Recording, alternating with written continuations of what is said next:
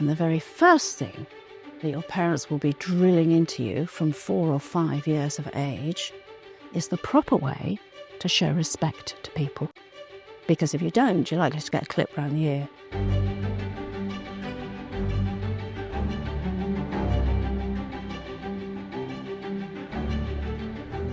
Hello, I'm Ruth Goodman, and today I'll be exploring what life was like for young people in Tudor Britain.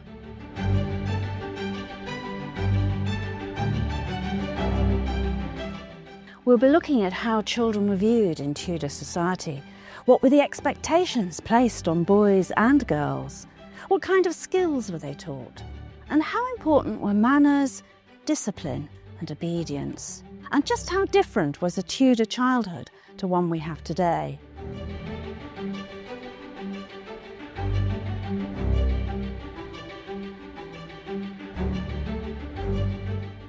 There were many things that a Tudor child needed to learn, and they weren't all the sorts of things that you might learn in school.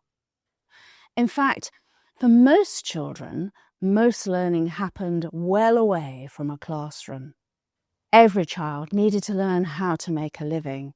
Whether you were a boy or a girl, there were a set of skills that you had to acquire.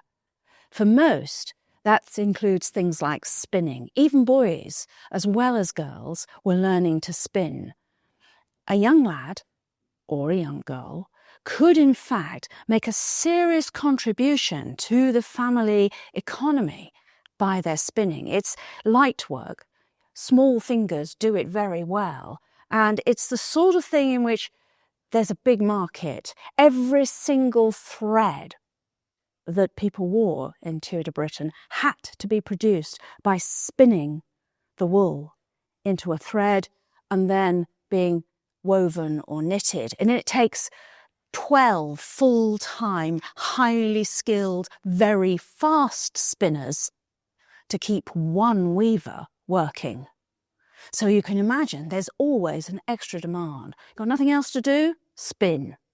In fact, so common was this for young girls that we actually call young unmarried women spinsters, because they spent so much of their time spinning. It's an important life skill for both sexes, because if all else fails, it was something you could fall back on. At the end of life, people often returned to spinning because it's something that is light work, that can be done sat down, doesn't need much facilities. It's something that you can sell, a product that you can sell, even if you're, not very fit or very able. So in addition to things like spinning, naturally, everybody has to learn how to manage the land, how to grow corn, how to milk a cow, how to look after a sheep, the sort of general farmyard stuff that is the basis of life. Now, small children, up to age of about 7, tend to stay at home within the farmhouse range, and they're under their mother's eye. She keeps them all in skirts, boy or girl, because it's so much easier to deal with toilet training, etc., with just a skirt than it is to fiddle about with all those breeches and buttons and bows and what have you. So boys and girls are dressed in sort of like simple skirts or simple sort of tunic dresses until they're about 7, at which point the boys have a sort of little mini family celebration called a breeching party, in which they get their first breeches or trousers, and then at that moment their life changes. The boys then stop being under their mother's control in quite the same way and become much more into the male world. Boys from 7 onwards are starting to leave the farmyard and follow their fathers out into the field or into the workshop. They're beginning to become mini men, to learn the more male skills. So although they had a grounding in the basic sort of survival stuff around the home, the two sexes are now beginning to divide, with the girls increasingly learning things like how to milk a cow, how to make cheese, and the boys increasingly learning things like how to deal with a horse, how to harness, how to put together the parts of a plough, for example. And they're doing it with their parents initially, just sort of learning by hanging around, by doing odd jobs, by helping out in a fairly informal way.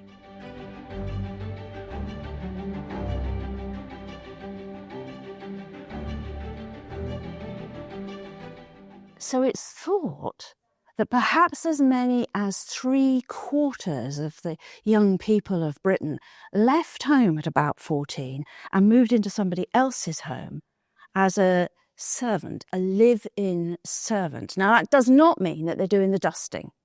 It means that they're there to do farm work, to do whatever is necessary on that farm as an additional worker. It's just that they're living within the house. They're being fed, clothed and given a bed by their employers. And then they do whatever work is needed. So if you were a servant to a family who was perhaps doing a bit of coal mining, much of your work might have been down the mine helping the coal miner. If you're working, as most people were, on a farm, then much of your work will be out looking after sheep, looking after pigs, helping with the ploughing, helping with the weeding, doing agricultural work alongside your master or mistress.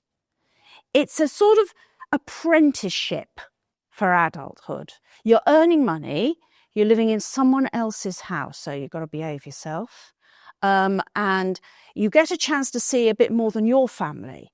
So you're seeing another way of doing things. It's a good way of learning.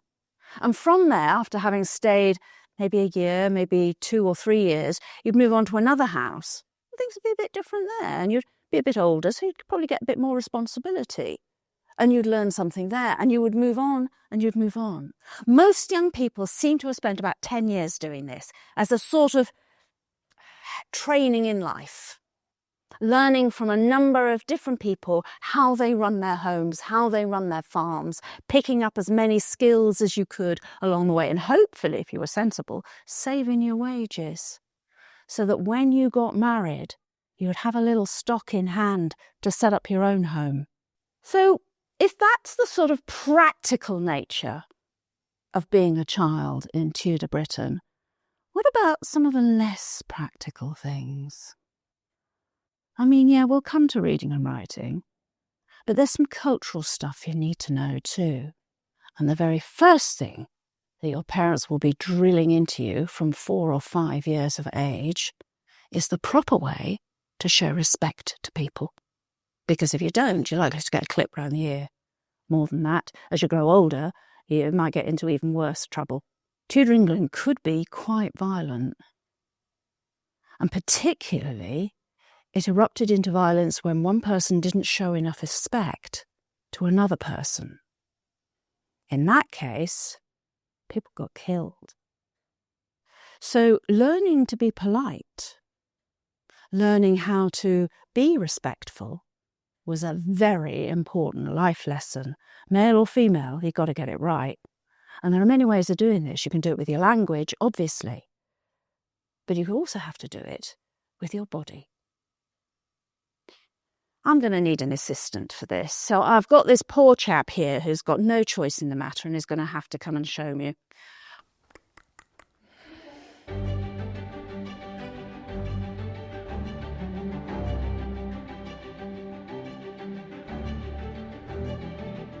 First thing you need is a hat. All right, we're going to start in sort of perhaps the earlier Tudor period. So there's a hat, something a bit Henrican. Now, you can put it on, but just wait for a minute. Putting your hat on is a matter of respect. All men wear hats, except when you're in the presence of somebody that you need to show deference to, in which case you have to have your hat off. So considering I'm going to be teaching you how to do this, do you think you should have your hat on or your hat off? Hat on. See, good answer. However, you can't hold your hat in your left hand, either both hands or just your right hand, all right? Because this is your left hand and this is your right hand, and the veins, it was believed, from the right hand of your heart go to the right hand side of the body, and thus truth, honesty is all portrayed on the right hand side of the body. The left hand side of the body signals deceit. Okay, so if you were to walk up to me holding your hand in your left, I would think you were being dishonest. Yeah? So bad move. Both hands or no hands. And if you're just holding your hat to be polite, against your stomach, because I don't want to see the inside of the hat. Because if you think about it, that's been on your head and it might be greasy. So you're not going to show me the inside of your hat. This is all about, right, you keep your hat hidden. You can have it to your side if you want to. That's fine. Also very, very good. Very good. Lovely. Or it's going to be on your head in between whiles. Now, this is Henry's time. The bows for an ordinary man in Henry's time are to bend the knee. And that literally means one foot in front of the other and as if you were going down to a kneel. So a half bow or a small bow is just that. Yeah, that's not difficult, is it? So let's try it with a hat on first. Pop your hat on. Okay, now, good, good. We're thinking, first of all, how we're going to get the hat off. Again, right hand, please. Don't try it from the front because you'll find that's very difficult to do elegantly. Go for the back rim. Now you can drip it off your hat. There, look at that. Nobody saw the inside. How elegant was that? Beautifully held. Now a little. Very good. Now, when you do that, I don't want to see any crouchy. It's you're a young man of pride and decency. So it's coming off, it's going down, and you're remaining with your head. You can lower your eyes, but your head stays where it is. So lowering your eyes as a matter of respect, yeah? Got to get it right.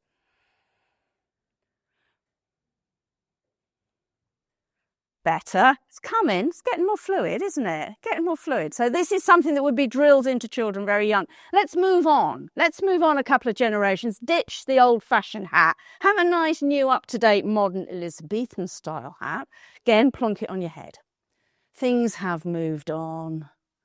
People have been out exploring in the Renaissance and they have discovered Romans. They have moreover discovered Roman statues and they've gone, gosh, look how elegant they are. Oh, wow, look at the Roman statues. Nobody stands like that anymore. That's really old-fashioned. Now we all stand slightly sideways on. We're all diagonal now. And you'll notice that the feet go diagonal, yeah? And so do the bows. So now, the hat's much the same. The hat's going to come off from the back. But when we bring it down now, we will in fact pass it to our left. You're going to gesture beautifully with the right arm. Lovely, lovely, lovely.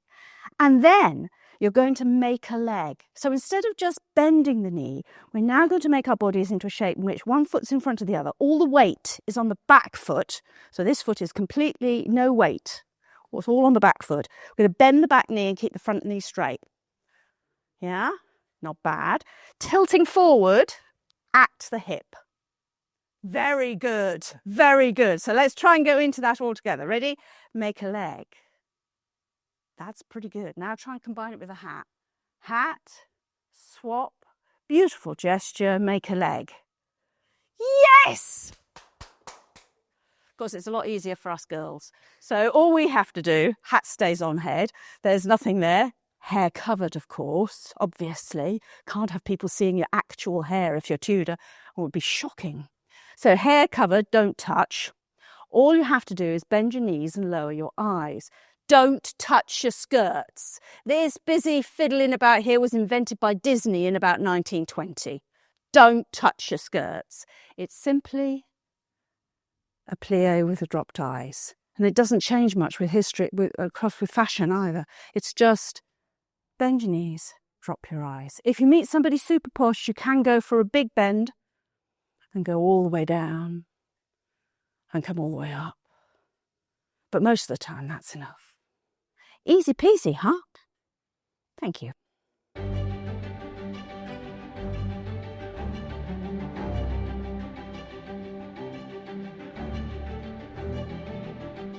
So what about school?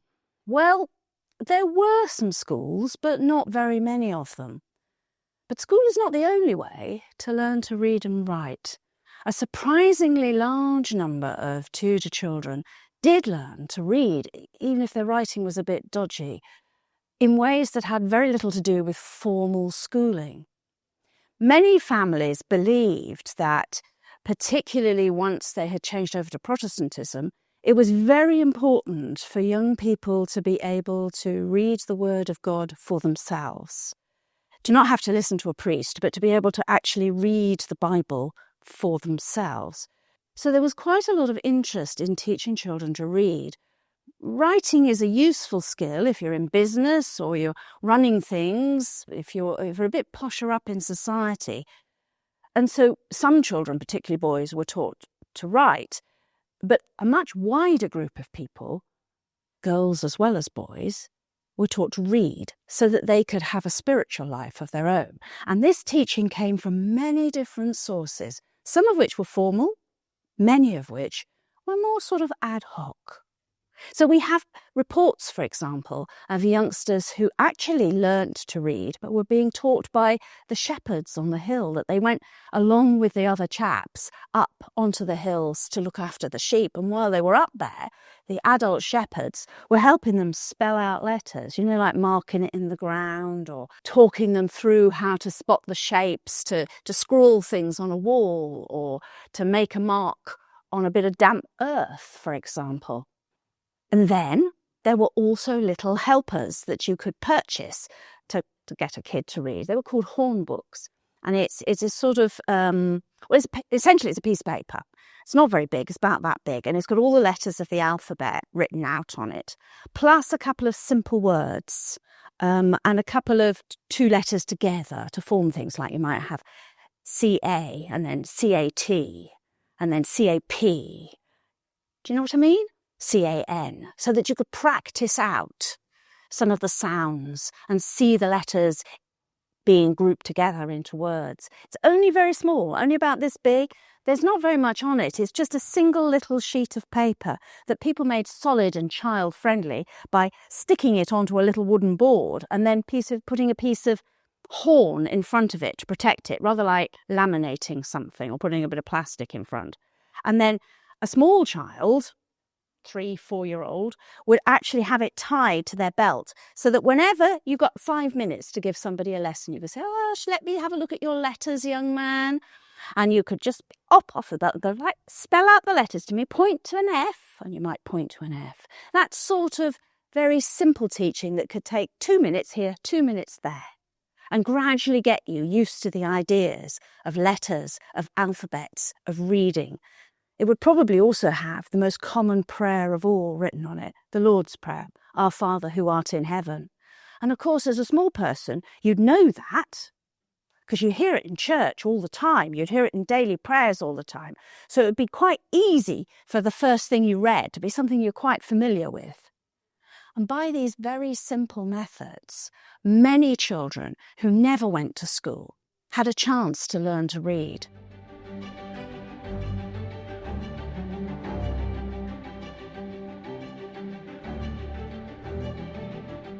But it wasn't all work. Tudor children had fun and play just like all children have throughout history. And many of the games that children played are remarkably familiar to us now. Things like leapfrog or blind man's buff, playing with a spinning top or a ball, a game of fives against a wall. Those sorts of things were usual, common fun. Hobby horses, all sorts of toys that we take for granted now. There are even little pull-along animals on wheels. I hope you enjoyed today's video. Next time we'll be taking a seat at the Tudor dinner table to learn what people ate and drank in the 16th century. Don't forget, you can watch all 7 episodes of my Tudor Life series by downloading the History Extra app.